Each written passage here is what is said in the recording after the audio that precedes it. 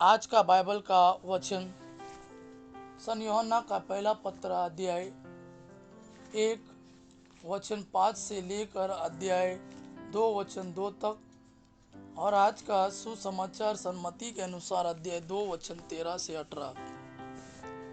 सन यूहन्ना का पहला पत्र अध्याय 1 वचन 5 से लेकर अध्याय 2 वचन 2 तक। हमने जो संदेश उनसे सुना और तुमको भी सुनाते हैं वह यह है, ईश्वर ज्योति है और उसमें कोई अंधकार नहीं।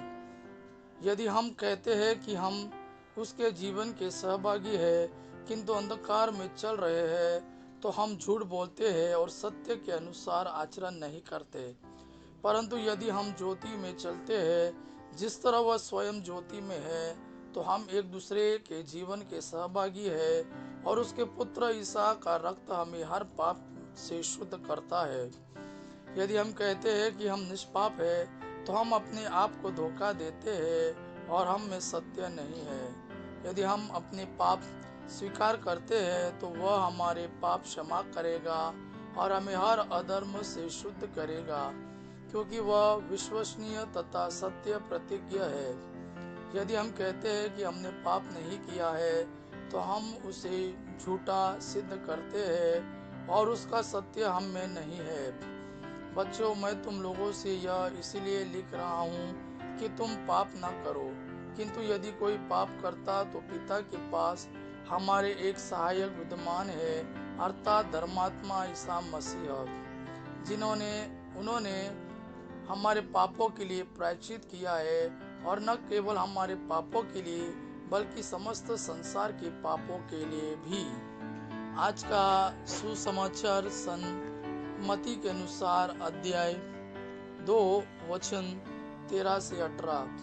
उनके जाने के बाद प्रभु का दूत यूसुफ को स्वप्न में दिखाई दिया और यह बोला, उठिए, बालक और उसकी माता को ले कर मिस्र देश भाग जाइए, जब तक मैं आपसे ना कहूँ वहीं रहिए, क्योंकि हेरोद मरवा डालने के लिए बालक को ढूंढने वाला है।